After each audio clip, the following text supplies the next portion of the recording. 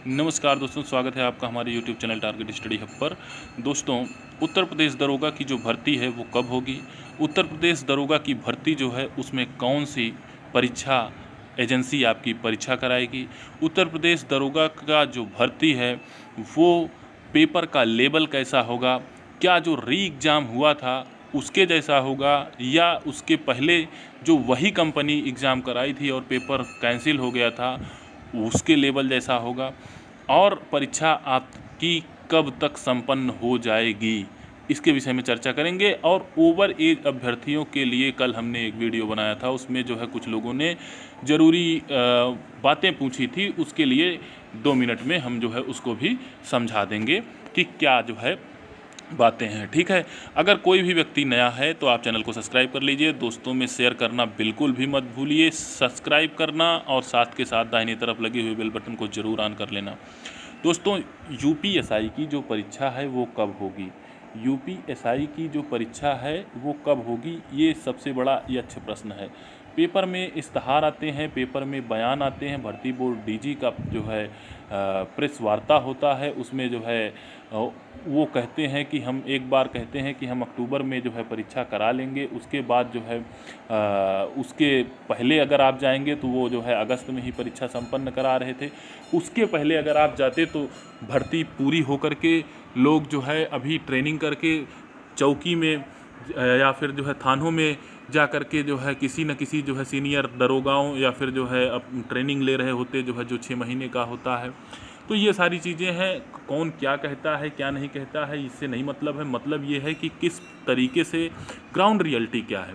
Ground reality यानी जो है अगर बहुत ज़्यादा जो है लोग ये सोचते हैं कि हम भर्ती परीक्षा इस माह में संपन्न करा लेंगे, चलिए ठीक है आप नवंबर माह में करा लेंगे, आप नवंबर माह में करा लेंगे, हम भी मानते हैं करा लेंगे और हम बताते भी हैं कि नवंबर माह में होगा। हम क्यों नवंबर माह बताते हैं, उसका कारण है।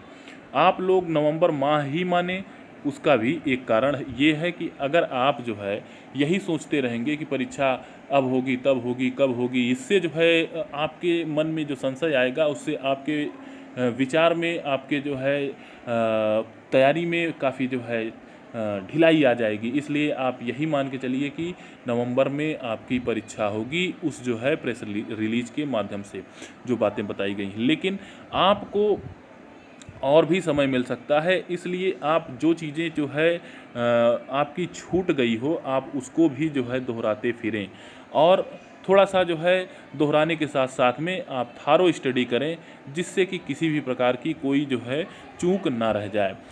अगर आप अभी ये सोच करके तैयारी करते हैं कि नहीं पेपर जो है अक्टूबर में ही है, जल्दी जल्दी प्रैक्टिस मारो, जल्दी जल्दी ये करो, आप जो है कहीं ऐसा ना हो कि जो है जो मूल विधि है, मूल विधि में आपका जो है बट्टा लग जाए, आपका कहीं ऐसा ना हो कि जो हिंदी है, हिंदी में जो साहित्यिक हिंदी है उसमें आपका जो है काफ़ी चीज़ें छूट जाए। इसलिए आप ये मान के चलिए कि परीक्षा तो होनी ही है, लेकिन ये जो परीक्षा है ये मान के चलिए कि जो यूपीएसआई के ओवर एज अभ्यर्थी हैं वो कुछ न कुछ जो है उनका अगर होता है और ऑफलाइन ही फॉर्म लिया जाता है तो निश्चित रूप से ऑफलाइन यानी भर्ती बोर्ड जा करके अगर फॉर्म लिया जाता है इंटरिम आर्डर के हिसाब से, लेकिन अगर कहीं खुदा न खास्ता जो है सरकार का मन ही कह दिया, भर्ती बोर्ड का मन ही कह दिया कि हम जो है सिंगल बेंच के आर्डर को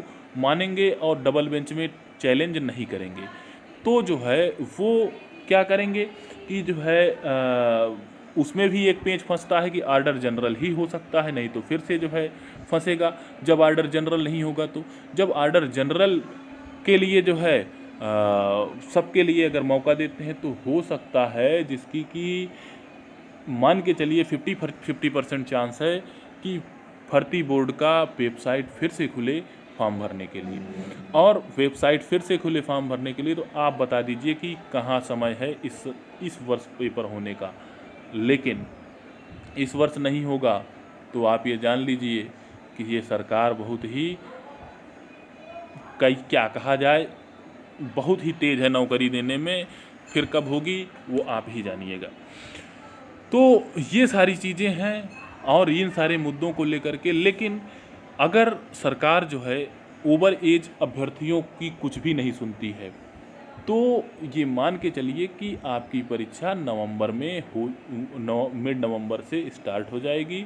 लेकिन उसमें भी एक विसंगति आएगी कि रेलवे का जो टीसीएस है, टीसीएस जो है अपने सेंटरों को हायर करके रखती है और उसके बाद में जब जो है किसी भी, मान लीजिए भर्ती बोर्ड पुलिस जो है वो अगर सोचता है कि हम जो है परीक्षा कराएंगे और उधर से जो है रेलवे का ग्रुप डी का एग्ज़ाम चल रहा हो तो सेंटरों की भारी कमी होगी। और ये मान के चलिए कि ऐसा संभव नहीं हो पाएगा कि दो दो बड़े एग्ज़ाम जो है चलते रहें। लेकिन अगर कहीं आपका जो दिसंबर बीत गया, जनवरी बीत गया, तो वही जो है उत्तर प्रदेश पुलिस विधानसभा चुनाव में अत्यधिक व्यस्त होगी, अत्यधिक जो है वो होंगे। तो ये मान के चलिए कि फिर परीक्षा आपकी अधर में लटक जाएगी। इसलिए ईश्वर से मनाइए कि जो आपकी परीक्षा है वो अगर नवंबर कह रहे हैं तो नवंबर में हो जाए और ओवर एज का भी जो है जो मुद्दा है वो सुलझ जाए। तो इसलिए अभी आप ये मान के चलिए कि पेपर तो आपका नवंबर में ही है और उसके बाद में नवंबर में जब जो है आपका पेपर स्टार्ट हो जाएगा तो निश्चित रूप से जो है आप अपनी जो है तैयारी में लगे ही होंगे और जो है धार दे करके ये आपकी जो परीक्षा है कमोबेश ये हद से हद 28 से 30 दिन चलेगी। अगर जो है पर्याप्त रूप से जो है सेंटर मिल जाते हैं, सारी चीज़ें हो जाती हैं तो 30 दिन यानी जो है 1 महीने में आपका परीक्षा संपन्न हो जाएगा। अब चलते हैं ओवर एज अभ्यर्थियों को। मैंने जो है आपको अभी वही नवंबर ही बताया है, लेकिन जो विसंगति है साथ के साथ हमने वो भी बता दिया है। तो आप जो है परीक्षा की जो डेट है वो आप नवंबर की ही किसी तारीख को आप मान सकते हैं और उसी को मान करके आप तैयारी कर सकते हैं। जैसे ही ऑफिशियल कोई जो है खबर मिलती है मैं आपको बताऊंगा। थोड़ा सा जो है कमेंट ले लेते हैं। यूपीएसआई 2016 के रिजल्ट में अगर रिवाइज होता है तो जो बच्चे 1-2 क्वेश्चन से रह गए हैं उनका चांस है क्या? 100% चांस कह सकते हैं कि है और 1 भी % चांस ना हो। क्यों? क्योंकि बात तो जो है नॉर्मलाइजेशन की ही है। और उसके बाद में जो अगर रिजल्ट रिवाइज होता है तो आप हमको बताइए कि जो 2286 लोग चयनित हुए हैं क्या वो कहाँ जाएंगे? और सर्विस रूल के हिसाब से उन लोगों का कोर्ट में मैटर ठहरता है।